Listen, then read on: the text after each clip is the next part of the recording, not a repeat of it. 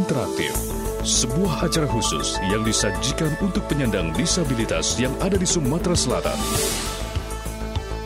Dialog Interaktif.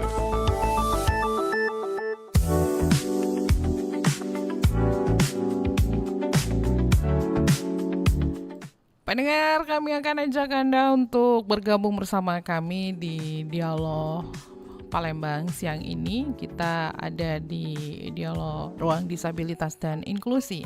Jadi Anda nanti bisa bergabung bersama kami di line telepon 0711369977, 082179279090, bahkan bisa langsung ke aplikasi RRI Digital dan akun YouTube RRI Pro 1 Palembang. Setiap anak terlahir istimewa dengan cara dan waktunya masing-masing untuk tumbuh dan juga bersinar. Di balik anak-anak berkebutuhan khusus, ada sosok ibu tangguh yang tidak pernah lelah belajar, berjuang, bahkan mencintai tanpa syarat. Mereka menghadapi tantangan bukan dengan keluhan, melainkan dengan keteguhan hati dan harapan yang terus menyala. Kami hadirkan narasumber kita di siang hari ini adalah Forum Komunikasi Keluarga Anak Spesial Indonesia dari Prabu Muli yang hadir sebagai ruang saling menguatkan ya, tempat para orang tua terutama para ibu untuk berbagi cerita, dukungan, dan semangat untuk melangkah bersama. Jadi di Kota Prabu Muli sendiri peran ini diwujudkan melalui kerja nyata dan kepedulian yang terus tumbuh. Makanya di kesempatan ini kita akan berbincang-bincang langsung bersama Ketua Forum Komunikasi Keluarga Anak Spesial Indonesia wilayah Prabu Muli untuk mendengarkan seperti apa perjuangan, ketangguhan, serta harapan seorang ibu dalam mendampingi anak-anak spesial menuju masa depan yang lebih baik. Saat ini saya sudah tersambung melalui Zoom kita di siang hari ini. Ada Ibu Nanda Damayanti, AMD FT C Hidrat ya, Hidrat, Ketua Advokasi Prabu Muli. Selamat siang Mbak Nanda. Assalamualaikum. Halo, selamat siang. Waalaikumsalam warahmatullahi wabarakatuh. Selamat pagi. Pagi, semangatnya harus pagi ya. Gimana Prabu Muli, musim apa nih sekarang? Musim hujan, Musim dilanda hujan, hujan. Mbak. Tapi ada beberapa wilayah di Prabu Muli itu kabarnya banjir ya Mbak? Benar nggak sih? Iya betul, Benar ya? iya Tapi betul. Ada gimana? beberapa kawasan yang Heeh. memang di dekat sungai itu banyak mengalami ini ya, banjir dan kemudian ada juga jembatan-jembatan yang putus, Heeh. kemudian juga ada sebagian yang longsor seperti itu. Oke, itu jauh ya dari tempat Mbak Nanda? Deket sih. Dekat. Gimana sekarang Iya, gimana Mbak? Masih banjir nggak? alhamdulillah udah mulai surut. Alhamdulillah Tapi udah menyusut. memang kalau setiap malam itu hujan itu memang benar-benar kuat Deras ya ya. anginnya ya, sampai semua yang ada tetangga itu sampai atap rumahnya sampai ada yang Melayang kebuka ya. Heeh. kemudian ih Oh, goyang. heeh. Saking kuatnya anginnya ya. Mudah-mudahan nggak dilanda banjir lah ya. Yang nyusut ya alhamdulillah gitu ya. Jadi nggak ada banjir Amin. susulan begitu ya. Nah, baiklah, ini perbincangan kita nih mengenai ibu tangguh bersama anak berkebutuhan khusus begitu ya, Mbak Nanda. Mungkin Mbak Nanda bisa ceritain dulu nih sedikit tentang ibu dan juga mungkin peranan ibu sebagai ketua advokasi wilayah Prabu Muli ini. Mungkin ibu-ibu yang tergabung di sana juga seperti apa? Silakan. Oke, baiklah. Di sini saya akan berbagi pengalaman juga ya, kemudian sharing kepada semuanya yang ada yang mendengar di sini, baik yang ikut Zoom dan yang mendengarkan di rumah, bahwa ibu itu adalah malaikat yang tidak bersayap. Ibu adalah seseorang yang mengorbankan apapun untuk anaknya, terutama yang mengalami yang apa ya, mendapatkan amanah spesial dari Tuhan, yaitu mendapatkan anak yang luar biasa atau anak disabilitas. Jadi, peran ibu di sini adalah sebagai penguat, sebagai pemberi cahaya, kemudian seorang ibu yang memberikan eh, penyemangat untuk menjadikan anak istimewanya menjadi anak luar biasa, anak yang berarti, anak yang mempunyai cahaya, dan anak yang selalu bersinar. Seperti itu. Sebelumnya, di tahun 2023, Forkesi Prabu Muli dibentuk. Itu saya dibantu sama Forkesi kita dari Forkesi Sumatera Selatan, induk kita di Forkesi Sumatera Selatan untuk mendirikan Forkesi di Kota Prabu Muli ini karena benar-benar belum ada yang apa ya, yang belum aware ya atau kesadaran orang untuk memberikan pengalaman, memberikan sebuah apa ya, sebagai merangkul orang tua disabilitas, kemudian merangkul orang tua yang tidak mempunyai pengetahuan tentang disabilitas ataupun dengan anak-anak yang istimewa. Jadi saya ingin menjadikan Kota Prabu Muli ini adalah kota yang mempunyai orang tua yang disabilitas yang sangat istimewa, yang punya semangat tinggi, yang menjadikan anak-anaknya itu menjadikan anak yang luar biasa, mempunyai kompetensi, mempunyai intelektual yang bagus, dan terutama punya ini ya, minat bakat. Kalau anak istimewa sebenarnya minat bakat ya. Hmm. Dan tidak lupa pasti didukung sama orang tua. Seperti itu, Mbak Tata. Oke, nah Mbak Nanda berarti itu juga bisa dibilang latar belakang Mbak Nanda bersedia begitu ya mengemban tanggung jawab sebagai ketua Forkasi di wilayah Prabu Muli ini ya. Iya, Halo, ya. betul, Mbak. Oke, nah Mm-mm. jadi sejak kapan sebenarnya Forkasi di wilayah Prabu Muli ini didirikan atau ya mulai aktif lah begitu Mbak? Mm-mm. Sejak tahun 2023 ya. Jadi di 2000 2023. Sekarang ya, membernya udah 2000 berapa banyak Mbak?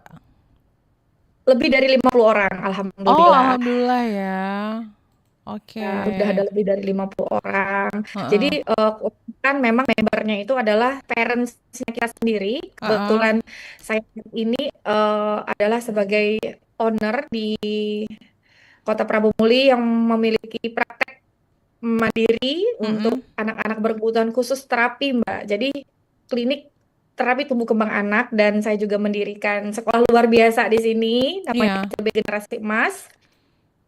Ya, jadi parents-parents di sini saya kumpulkan untuk menjadi anggota Forkesi gitu. Jadi bisa dapat ilmu sharing, kemudian ilmu-ilmu gratis dari Forkesi-Forkesi yang di luar gitu. Jadi Forkesi Prabu Muli bisa membantu untuk mendapatkan pengetahuan ya, wawasan yang lebih luas. Seperti itu, Mbak Tata. Oke. Jadi memang kayak kita tuh sambil belajar dengan pengalaman-pengalaman yang kita miliki begitu ya. Betul. Jadi pengalaman itulah yang mengajarkan kita, menguatkan Mm-mm. kita bahwa dari diri kita sendiri dulu yang harus untuk menjadi contoh gitu loh. Baru kita Mm-mm. bisa untuk mengajak orang lain seperti itu. Iya, benar.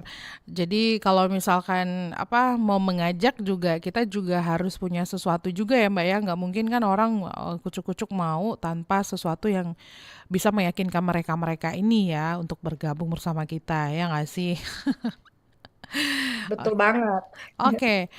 Nah, kalau dilihat-lihat selama dari 2023 begitu ya Mbak ya.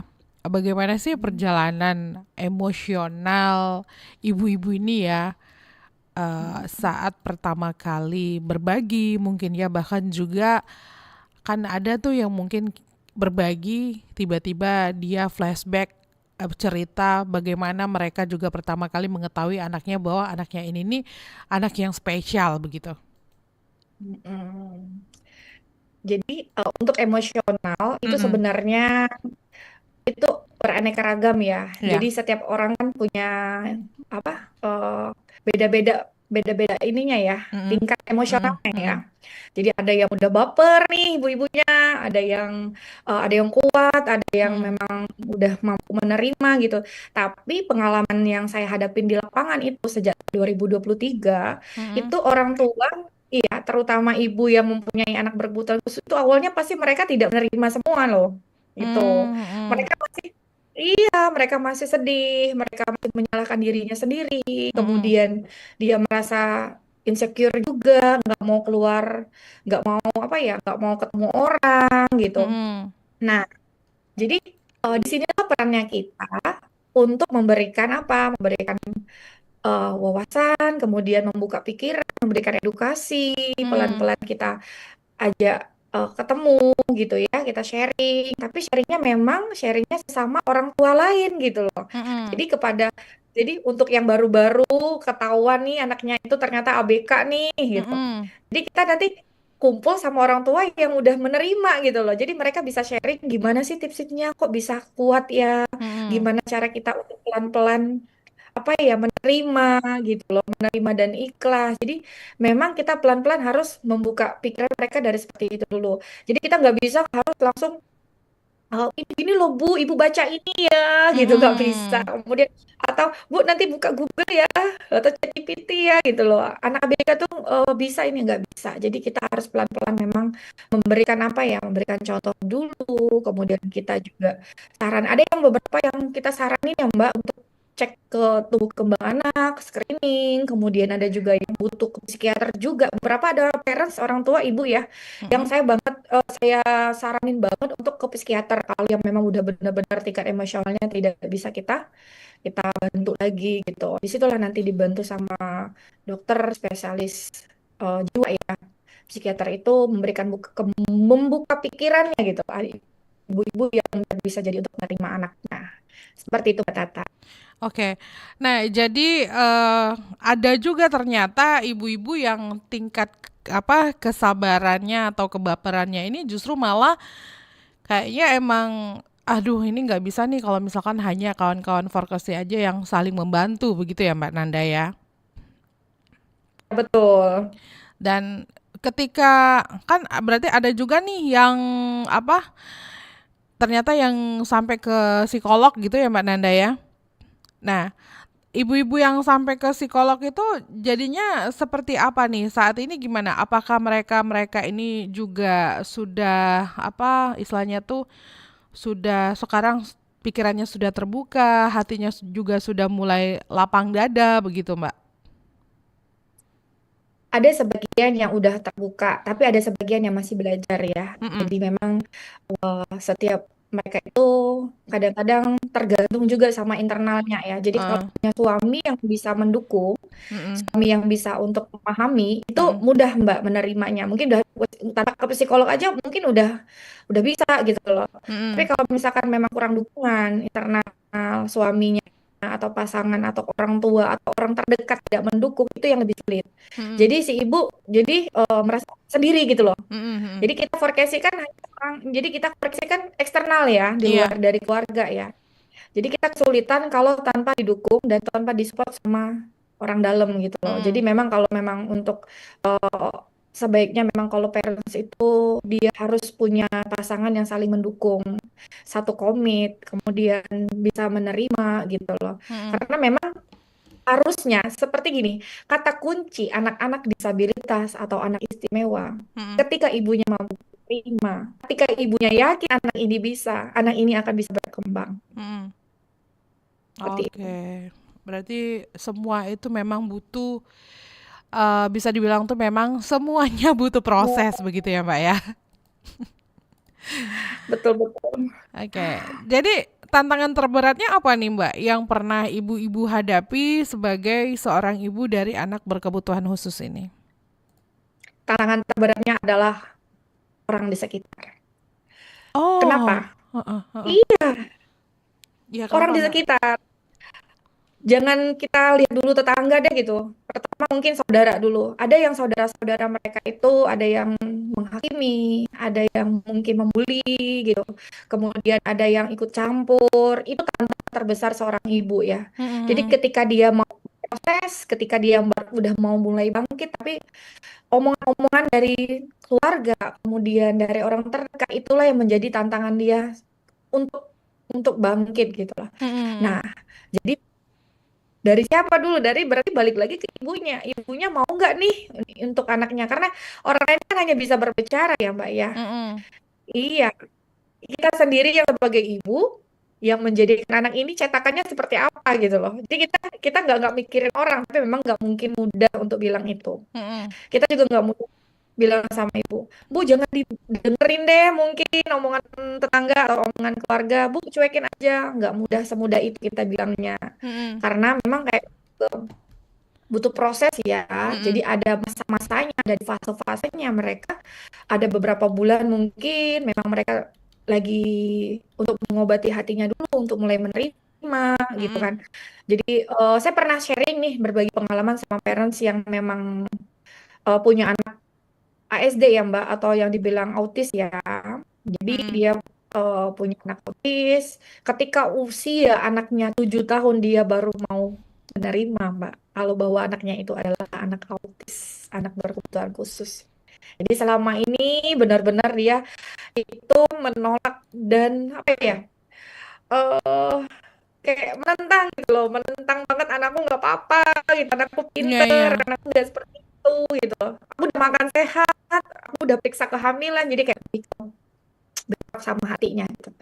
Jadi anak itu ya stuck, stuck aja, nggak ada Oh. perkembangan. Kemudian anaknya itu nggak ada sama sekali, malah turun, yang ada malah turun ya. Mm-mm. Jadi ketika mungkin ada kejadian atau ada something lah ya yang membuat dia aware bahwa anak ini butuh aku, si Mm-mm. ibunya.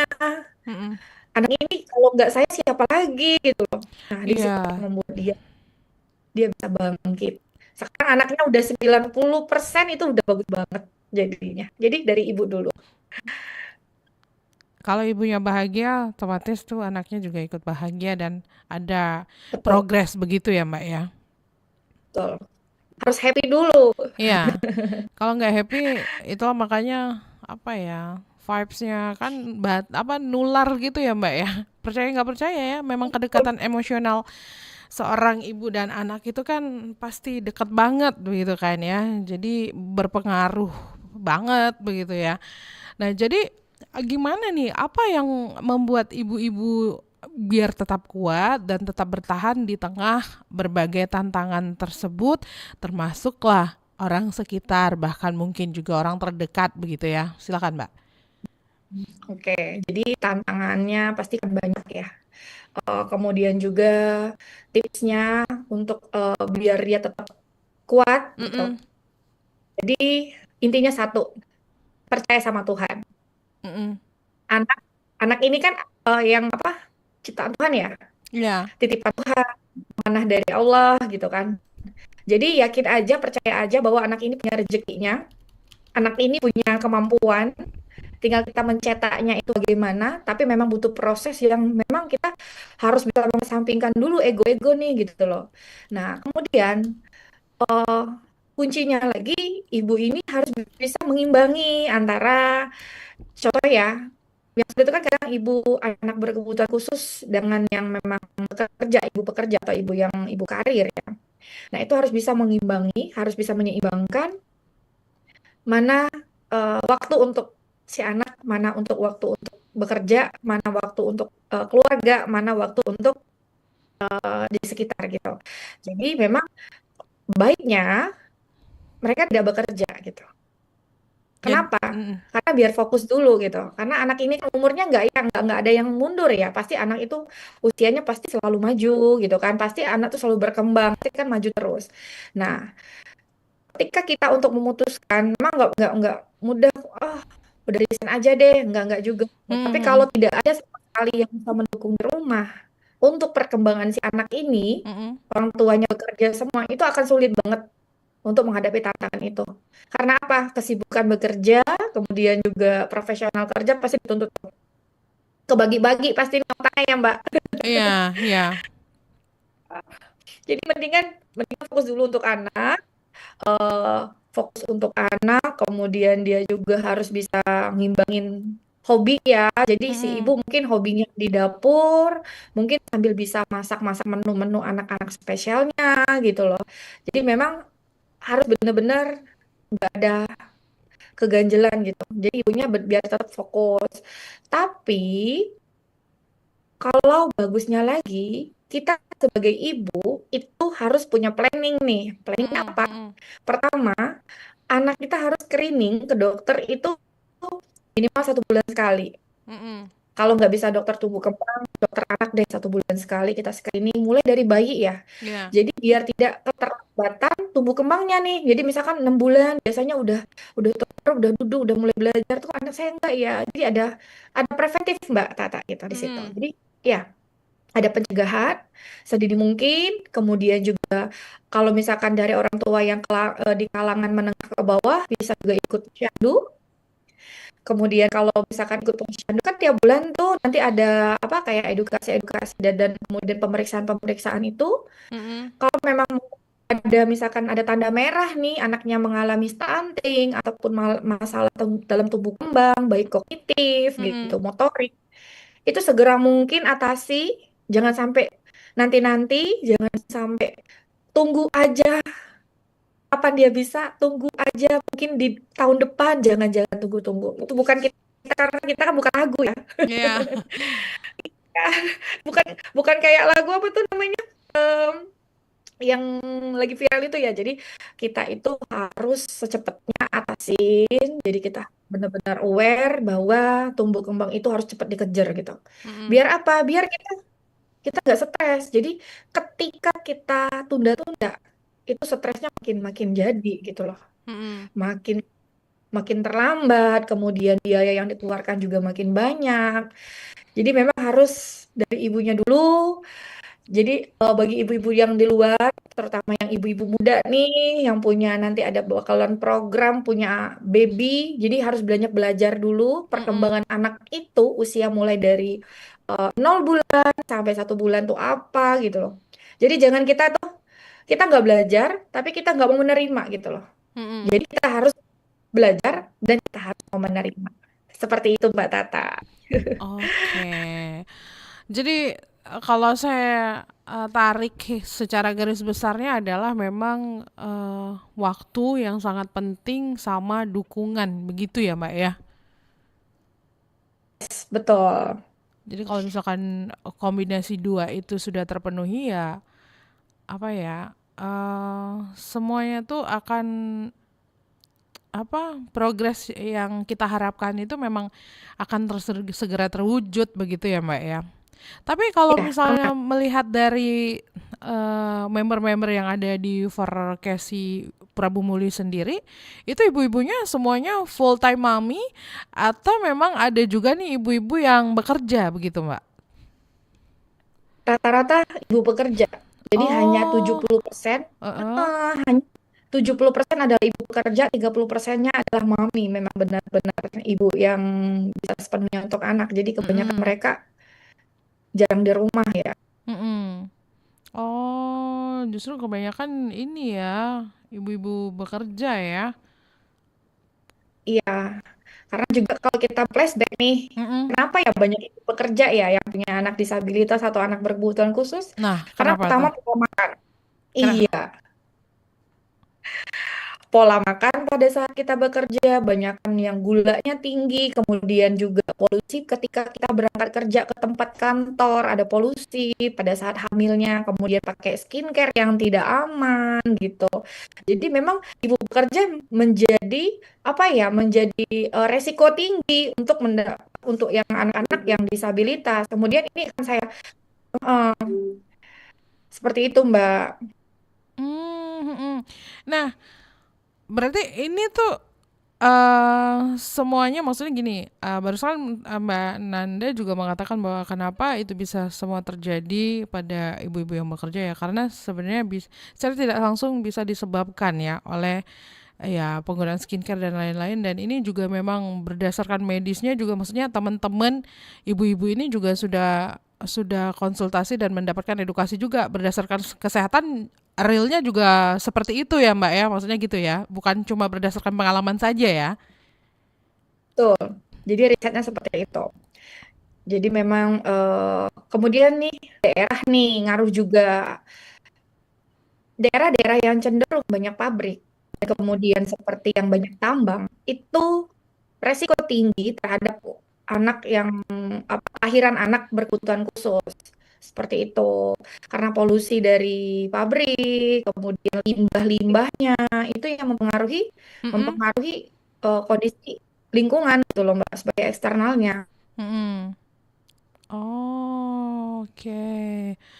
Berarti ini bisa dijadikan pelajaran lah ya untuk calon-calon ibu juga. Begitu ya Mbak ya. Ini kan juga bisa membuka edukasi wawasan kita juga ya sebagai calon Betul. ibu ya. Oke, baiklah.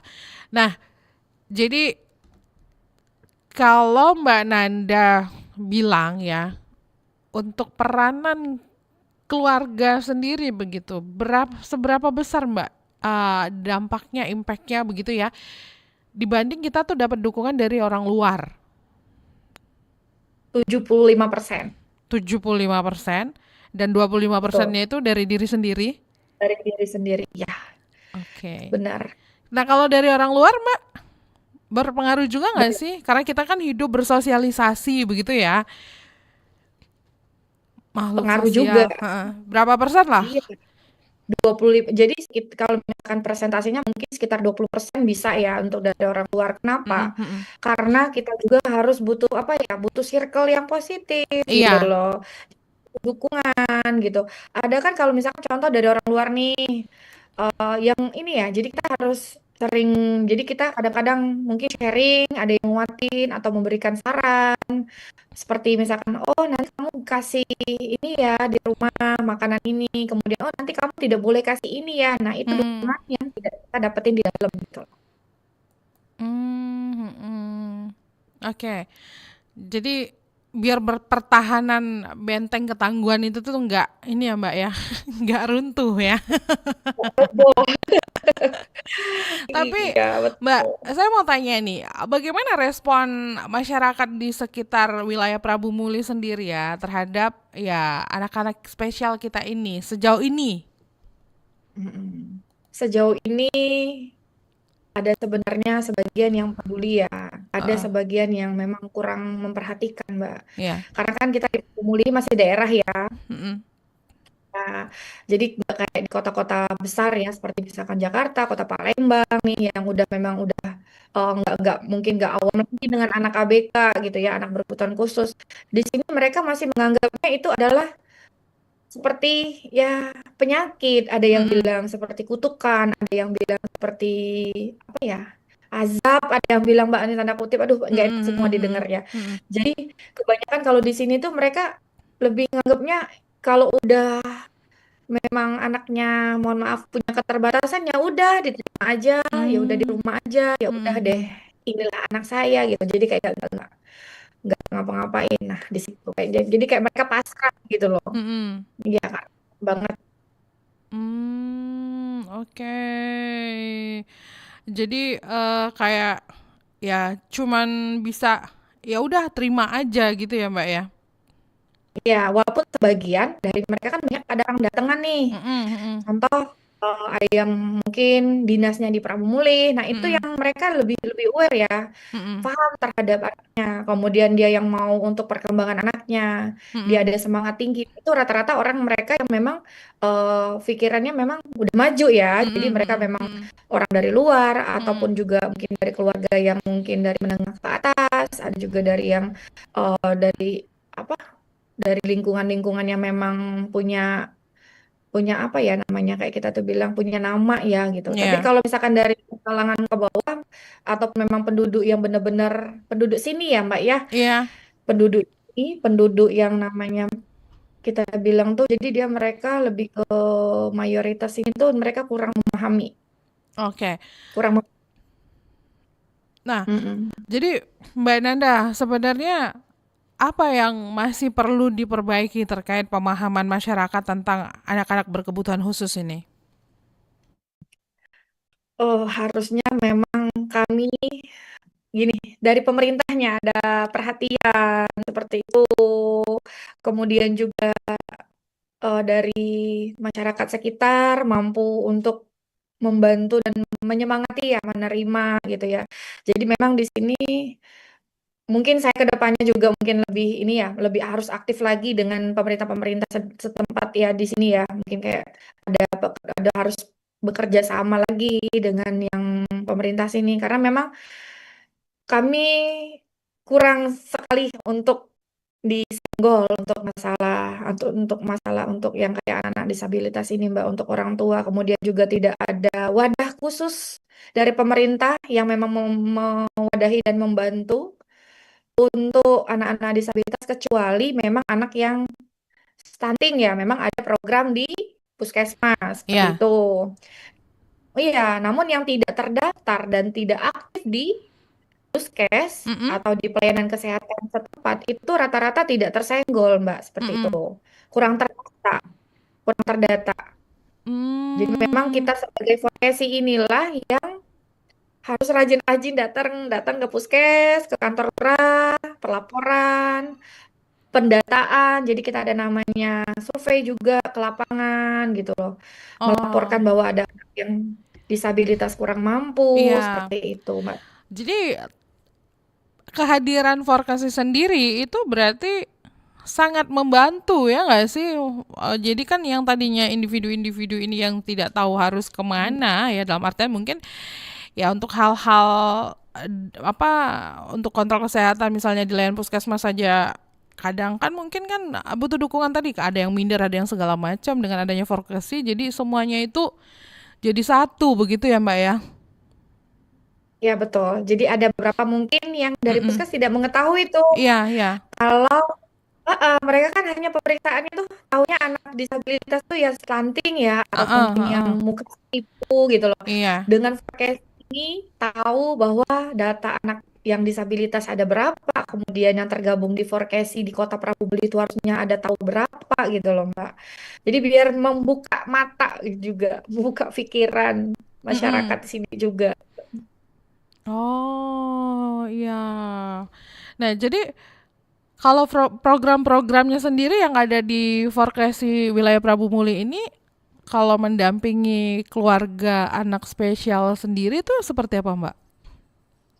Kita biasanya memberikan parenting, Mbak, parenting secara lewat Zoom ya. Kadang-kadang saya Mm-mm. membuka Zoom, kemudian juga membuka Zoom secara webinar gratis, membuka wawasan orang tua yang disabilitas tahu tentang ilmu anak berkebutuhan khusus.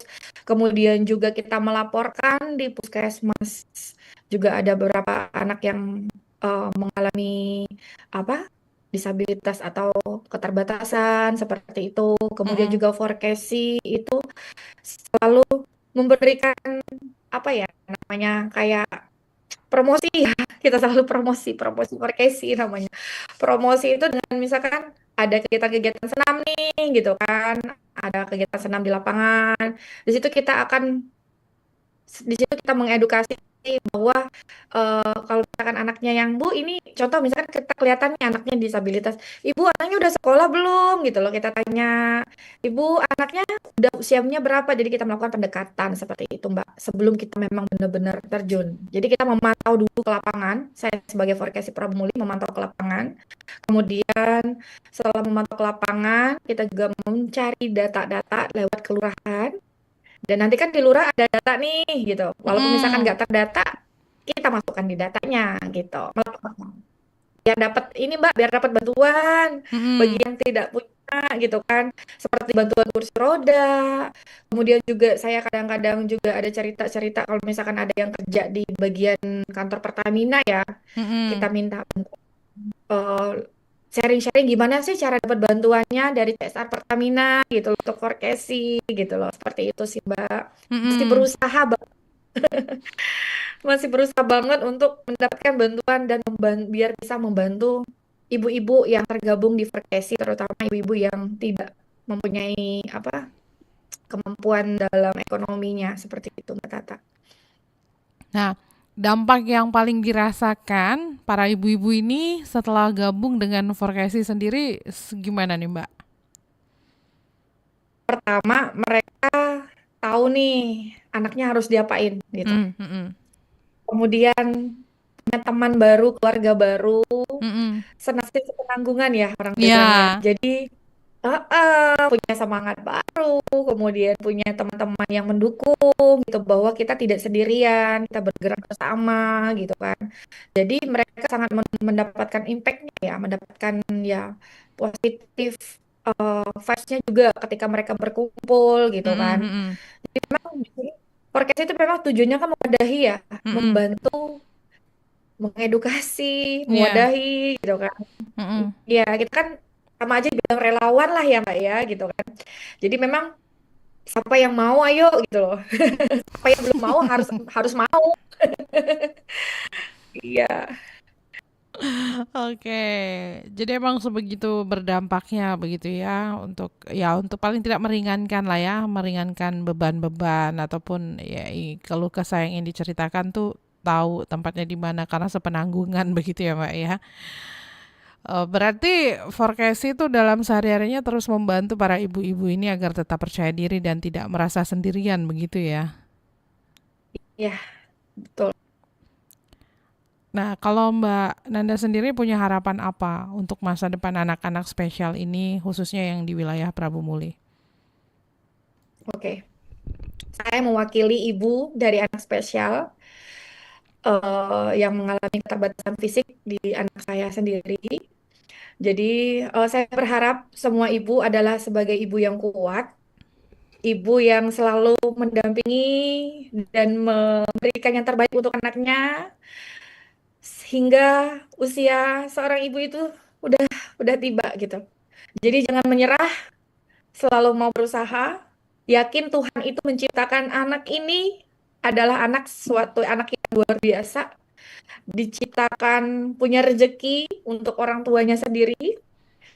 Kemudian anak ini terlahir adalah anak yang istimewa. Jadi seorang ibu jangan selalu rendah rendah diri, kemudian harus semangat. Di luar masih banyak yang lebih bahkan lebih apa ya, lebih sulit dari kita gitu. Kita boleh melihat ke atas untuk menjadi penyemangat, namun lihatlah ke bawah untuk kita selalu merasa bersyukur. Bersyukur, bersyukur, bersyukur, ikhlas, ikhlas dan selalu ikhlas. Insya Allah semuanya akan mengalir dengan sendirinya. Anak itu menjadi anak yang sesuai dengan apa yang kita harapkan. Bahkan Allah akan beri lebih dari apa yang ingin kita upayakan. Seperti itu. Tetaplah menjadi penerang bagi anak-anak di rumah. Walaupun mempunyai anak yang memang dilahirkan dengan anak yang memang benar-benar anak yang ini ya, apa namanya, anak yang tipikal. Atau yang dibilang diciptakan di rumah ibu-ibu yang di rumah misalkan punya anak yang tidak ada masalah, itu apalagi harus gali terus potensinya, kita nggak tahu anak ini ke depannya seperti apa, harus selalu positive thinking, harus selalu semangat, harus selalu belajar, kemudian tidak ada yang tidak mungkin, never give up hope, jangan putus harapan, itu aja. Oke, mungkin Mbak Nanda sebelum kita akhiri perbincangan kita ya, kalau di Forkesi wilayah Prabu Muli sendiri, anak-anak yang spesial ini anak-anak yang terdiri dari yang gimana aja nih Mbak? Ada yang dari tunarungu, ada yang dari autis, Mm-mm. ada yang dari sindrom, Mm-mm. ada yang dari speech delay, ada yang ganda, Mbak. Autis plus Down syndrome. Oke. Ada yang ganda autis plus cerebral palsy gitu. Nah, dengan forecasting inilah mereka mempunyai wadah, kemudian juga informasi-informasi yang tidak didapatkan dari dalam. Jadi sesama member Mm-mm. forecasting Mm-mm. sendiri Mm-mm. saling sharing. Nih, Mm-mm. contohnya tunarungu tadi ya. Mm-mm. Ayo dong nanti di tahun 2026 nih nanti akan ada program gratis yang namanya alat bantu dengar di rumah sakit ini. Nanti cara daftarnya seperti ini. Nah, disinilah kita sebagai forecast harus mencari informasi gitu Mm-mm. loh. Mm-mm. Sebanyak-banyaknya apa yang menjadi kebutuhannya anak disabilitas seperti itu. Mm-mm. Mulai dari bantuan kursi roda, kemudian kita harus update terus eh, apa namanya alat bantu dengar yang Mm-mm. seperti apa yang bagus, kemudian kalau bisa juga di mana yang bisa ada celah jalan untuk mendapatkan itu secara secara cuma-cuma gitu loh. Mm-mm. Siapa sih yang bisa untuk membantu eh, sharing ilmu setiap minggu biar mereka dapat ilmu di sini forecast itu mempunyai banget manfaatnya seperti itu Mbak Tata. Oke. Nah, jadi menurut Mbak Nanda sendiri, apa sih makna menjadi ibu tangguh, khususnya dalam memiliki ya anak-anak yang spesial ini? Makna ibu tangguh adalah ibu yang tidak pernah menyerah, tidak mau mengeluh, tidak mendengar masukan-masukan negatif orang lain. Ibu tangguh adalah ibu yang mampu membuka mata, ibu yang mampu mendengarkan, ibu yang mampu menerima. Ibu tangguh itu mampu untuk selalu bersyukur di setiap harinya dan bersyukur memiliki anak berkebutuhan khusus yang memiliki kompeten lebih dan lebih dari apa yang kita bayangkan di suatu saat nanti. Seperti itu. Oke, baiklah kalau begitu. Terakhir, apa yang mau disampaikan kepada pendengar dan juga pemirsa RRI, Mbak, terkait dengan apa yang sudah kita bincangkan di siang hari ini? Silakan. Terakhir dari saya, satu, pertama kita harus bersyukur. Bersyukur adalah suatu nikmat yang tidak kita miliki kalau kita tidak mau bersyukur. Bersyukur juga menjadikan kita untuk selalu bahagia dalam menerima kehidupan kita, terutama mempunyai ibu dari anak-anak berkebutuhan khusus. Bersyukur menjadikan kita untuk tidak membandingkan diri kita dengan orang lain. Bersyukur membuat hati kita menjadi lapang. Dan tentunya lebih dekat dengan Tuhan. Jadilah ibu, menjadi ibu yang contoh, ibu yang memiliki tugas seimbang baik dari rumah, kemudian ibu yang mempunyai tahu akan kewajiban sebagai seorang ibu. Jadilah ibu terbaik untuk anak-anaknya, untuk istri dari suaminya, istri yang terbaik, dan teman yang baik juga bagi teman-teman di sekitarnya. Seperti itu. Bersyukur, bersyukur, bersyukur. Never give up. Baik, Mbak Nanda, terima kasih banyak sudah berbagi ya, sudah menginspirasi dan juga memberitahu kepada kita semua tentang apa yang kita bahas di siang hari ini mengenai seperti apa ya ibu tangguh bersama anak-anak berkebutuhan khusus ini. Sukses selalu dan mudah-mudahan semakin banyak yang terbantu ya Mbak dengan adanya vokasi ini di wilayah Prabu Muli, dan ke depan juga makin banyak yang aware, apalagi mungkin khususnya dimasukkan dalam program-program yang menjadi sorotan maupun prioritas ya. Jadi tidak melulu hanya tadi seperti yang disebut tadi stunting dan juga mungkin kesehatan lainnya, tapi ini juga menjadi salah satu yang diwujudkan ya ke depannya di dalam program apapun yang ada di perangkat-perangkat kita di sana ya. Baik, Mbak Nanda, terima kasih banyak ya. Tetap semangat. Salam untuk ibu-ibu yang mungkin juga sekarang lagi nonton nih, karena di YouTube Pro 1 Palembang juga pada rame banget ya. Mohon maaf belum bisa disapain satu persatu ya. Untuk ibu-ibu tangguh bersama BK di forum Forkesi yang ada di Prabu Muli dan sekitarnya. Selamat siang, selamat melanjutkan aktivitas kembali. Assalamualaikum warahmatullahi wabarakatuh. Waalaikumsalam warahmatullahi wabarakatuh. Baik, pendengar, kita sudah berbincang-bincang bersama narasumber kita di siang hari ini. Ada Mbak Nanda Damayanti, AMD FTC Hidrot ya, Ketua Forkesi Prabu Muli, mengenai ibu tangguh bersama anak berkebutuhan khusus di ruang disabilitas dan inklusi. Terima kasih juga untuk Anda yang sudah bergabung bersama kami dalam telepon 0711369977, 082179279090, bahkan juga yang menyapa langsung di akun YouTube RRI Pro 1 Palembang. Jadi dialog ini mengajarkan kita bahwa memang ketangguhan seorang ibu itu nggak selalu ditunjukkan dengan kata-kata besar, tapi juga pastinya melalui kesabaran yang tidak hentinya ya, doa yang nggak pernah putus, dan cinta yang terus tumbuh di setiap langkah mendampingi anak-anaknya.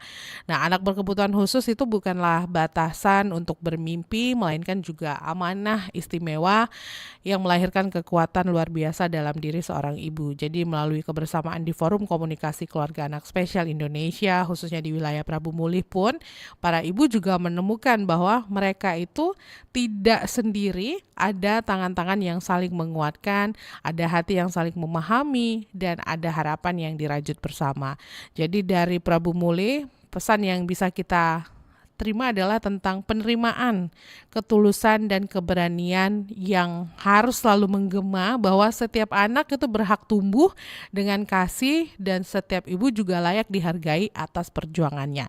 Mudah-mudahan ya semoga obrolan ini tuh menjadi pengingat untuk kita semua, untuk kita itu lebih peduli, lebih memahami dan lebih membuka ruang bagi anak-anak spesial dan keluarga mereka, karena di balik setiap anak yang luar biasa selalu ada ibu tangguh yang berjalan dengan cinta dan keyakinan. Demikian pendengar untuk dialog Palembang siang ini di Ruang Disabilitas dan Inklusi. Selanjutnya kami akan ajak Anda untuk menyimak informasi olahraga lewat berita olahraga pada pukul 11 waktu Indonesia Barat nanti.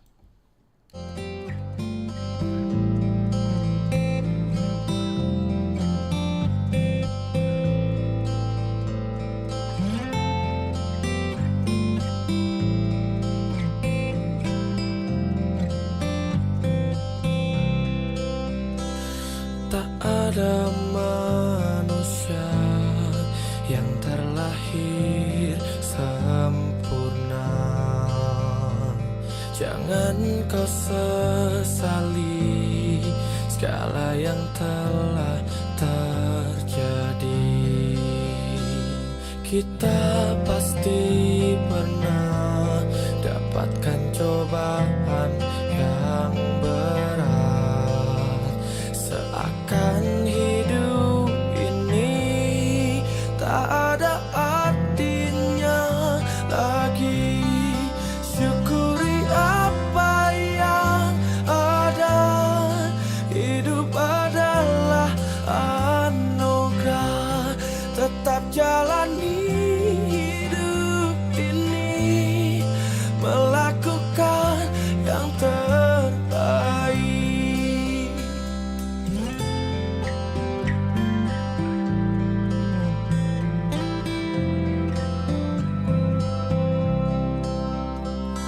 Tak ada manusia yang terlahir sempurna.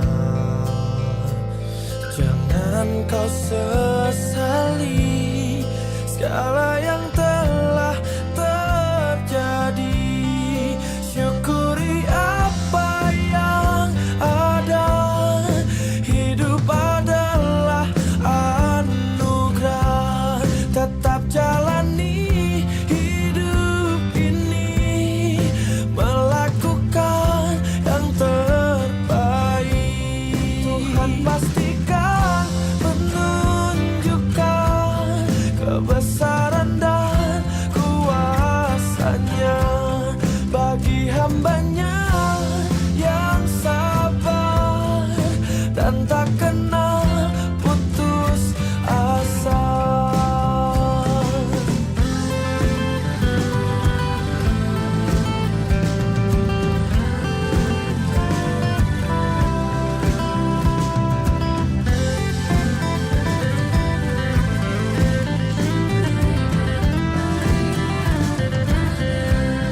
Jangan menyerah, jangan menyerah, jangan menyerah.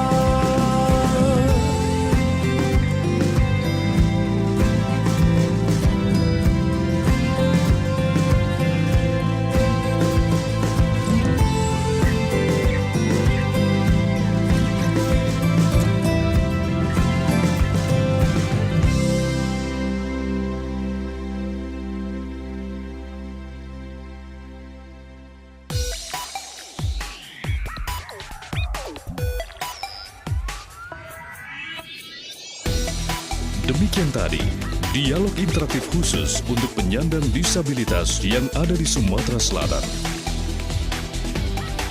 Terima kasih atas perhatian Anda. Sampai jumpa.